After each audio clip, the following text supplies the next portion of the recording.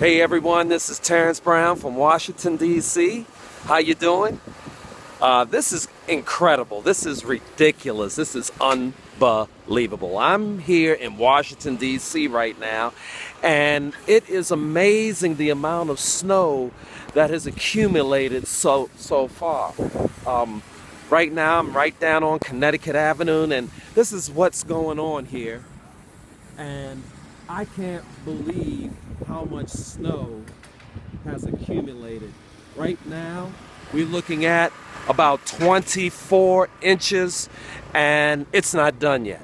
We still have approximately about 8 or 9 more hours of snow. So they're looking at over 30 inches of snow. So I'm going to keep you abreast of what's going on here. But this is what we're dealing with here in Washington, D.C. I can't even talk right now. Stay